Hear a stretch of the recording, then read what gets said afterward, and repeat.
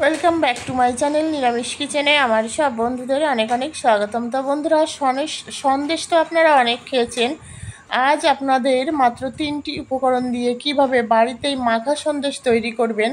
আমরা নর্মালি বিভিন্ন পুজো আচ্চাতে মাখা সন্দেশ ঠাকুরের ভোগ লাগাই, কিন্তু তার থেকেও বেশি স্বাদে বাড়িতে যদি নিজেরা তৈরি করে একবার শিখে নিতে পারেন তাহলে এখন থেকে বাড়িতেই হয়ে যাবে মাখা সন্দেশ। তো শুরু থেকে শেষ অবধি রেসিপিটা দেখার অনুরোধ রইল। ভালো লাগলে একটা লাইক, শেয়ার এবং কমেন্টস করতে ভুলবেন না।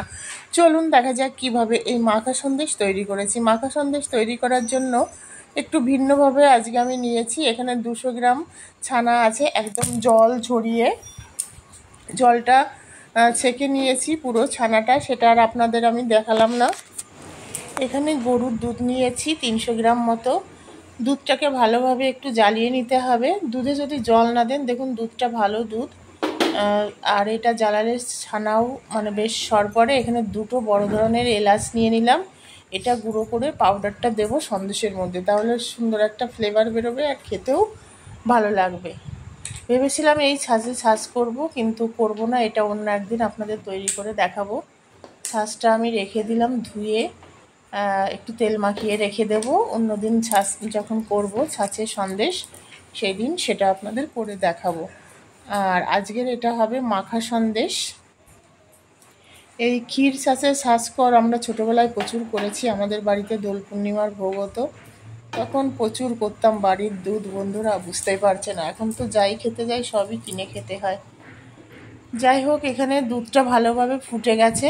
এইবার যে ছানাটা আমি একদম জল ঝরিয়ে রেখেছি, দেখেই বুঝতে পারছেন হয়তো কোনো কারণে ছানাটা আমি জলটা ঝরিয়েছি বা কেটেছি আপনাদের দেখাতে পারলাম না, কারণ কোনো কারণে হয়তো ভিডিওটা ডিলিট হয়ে গেছে।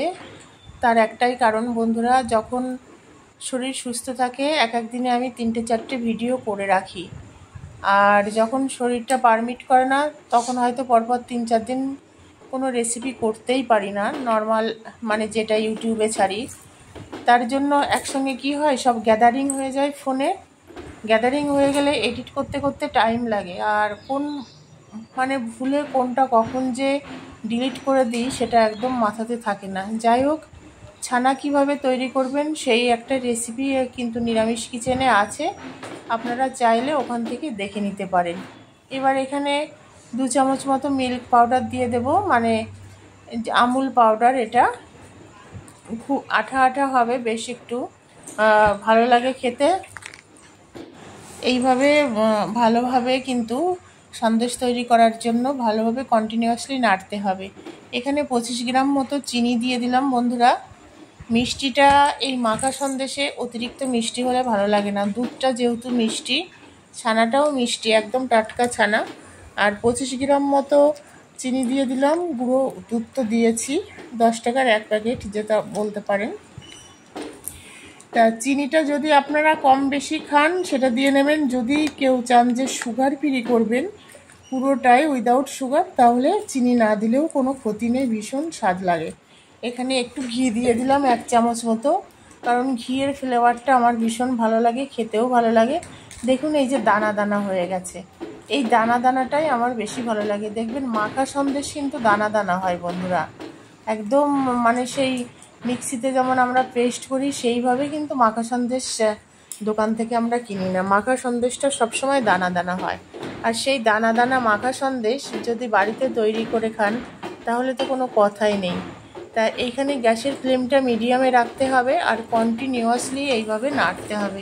না নাড়লে কিন্তু নিচেটা লেগে যেতে পারে, ধরে যেতে পারে। এইবার এই যে 2টো এলাচ আমি গুঁড়ো করে নিয়েছি, সেই পাউডারটা পুরোটা দিয়ে দিলাম। এতে কি হবে, ফ্লেভারটা দারুণ আসবে আর খেতেও ভালো লাগে। কিন্তু যে সকল বন্ধুরা মাঝে মধ্যেই উপোস করেন, পুজো দেন, দোকান থেকে 100 গ্রাম সন্দেশ 40 টাকাতে কিনে আনতে হয়। আমরা বাড়িতে 40 টাকা খরচ করলে কিন্তু একদম টাটকা সন্দেশ ভোগ আমরা ঈশ্বরের উদ্দেশ্যে নিবেদন করতে পারি বন্ধুরা। তা আপনারা এইভাবে শিখে নিলেন এই দানা দানা সন্দেশ, মানে মাখা সন্দেশ কীভাবে বাড়িতে তৈরি করবেন। দেখুন পাক এসে গেছে। এইবার আমি এটা নামিয়ে নেব। গ্যাসটা একদম লো ফ্লেমে দিয়ে দিয়েছি, কড়াই থেকে একদম ছেড়ে দিয়েছে দেখুন। এইবার এই সন্দেশটা আমি যে পাত্রটায় রাখবো সেই পাত্রটায় একটু ঘি ব্রাশ করে নেব, একটু ঘি দিয়ে নেব। এটা মানে কি বলবো, আমার পছন্দ, একটু ঘি দিয়ে নিলাম। এইখানেই কিন্তু মাখা সন্দেশটা আমি তুলবো। একদম মাখা মাখা হয়ে গেছে, দানা দানা দেখুন। আর আমার কাঠবিড়ালি তো ভীষণ ভালো খেয়েছে, আমার লক্ষ্মী। এই লক্ষ্মীকেই আমি সব কিছু দিই। আর যেটা বুঝবেন যে রেসিপিটা লক্ষ্মী খুব ভালো খেয়েছে, সেটা ভীষণ টেস্টি হয়। ধরুন আমি কোনো কেক তৈরি করলাম বা কিছু করলাম, যদি বেশি মিষ্টি হয় সেখানে খায় না লক্ষ্মী, আর যদি একদম কম হয় সেটাও খায় না। লক্ষ্মী একদম পারফেক্ট। আর টক ঝাল মিষ্টি, এর মধ্যে ঝাল তেলে ভাজাটা তো আমার লক্ষ্মী ভালো খায়। যাই হোক বন্ধুরা, সন্দেশটা পাক এসে গেছে, হয়ে গেছে, দেখেই বুঝতে পারছেন কালারটা কত সুন্দর হয়েছে। তো যে সকল বন্ধুরা নিরামিষ কিচেনের পাশে আছেন সবাইকে অনেক অনেক ধন্যবাদ। আমার অনেক দিদিরা দেখেন নিয়মিত আমার রেসিপি, খুব সুন্দর সুন্দর কমেন্টস করেন। তাদের উদ্দেশ্যে আমি বলছি, সবাই ভীষণ ভালো থাকবেন, এভাবে পাশে থাকবেন। আর আপনারা পাশে না থাকলে এগিয়ে চলা কোনোভাবেই সম্ভব নয়। একের বোঝা দশের লাঠি। যাই হোক, সন্দেশটা দেখুন আমি এইভাবে একটু প্রেস করে ঢাকা দিয়ে রেখে দিয়েছি। আধা ঘন্টা পরে আমি ফিরে এসেছি, দেখুন খুব সুন্দর হয়েছে, মনে হচ্ছে একদম থালা থেকে উঠে আসবে। এইবার আমি একটু এটাকে উল্টে দেবো, উল্টে দিয়ে আপনাদের দেখাচ্ছি কতটা সুন্দর হয়েছে। আর একটা থালায় ঢেলে দেখাচ্ছি। যে সকল বন্ধুরা নতুন আছেন, রেসিপি ভালো লাগলে পাশে থাকা বেল আইকনটি প্রেস করে অল নোটিফিকেশান অন করে রাখবেন, যাতে নতুন নতুন রেসিপি আপলোড হলে সবার আগে আপনার কাছে নোটিফিকেশান যায়। ভালো লাগলে একটা লাইক করবেন, কমেন্টস করতে ভুলবেন না। আপনাদের একটা কমেন্টস আমাকে আরও মোটিভেটেড করে নিত্য নতুন রেসিপি আপনাদের সঙ্গে শেয়ার করার জন্য। আর নিরামিষ বিভিন্ন রকম রান্না পাওয়ার জন্য পাশে থাকুন, কমেন্টস করুন, লাইক করুন, শেয়ার করুন। আর এরকম মাখা সন্দেশ আজ থেকেই বাড়িতে তৈরি করে নিজেরা খান, সবাইকে খাওয়ান, দেখবেন সবাই ভীষণ খুশি হবে। আর খেতেও কিন্তু অসাধারণ লাগে খেতে। আমি একটু কেটে দেখাচ্ছি আপনাদের, কত সুন্দর দানা দানা হয়েছে দেখুন।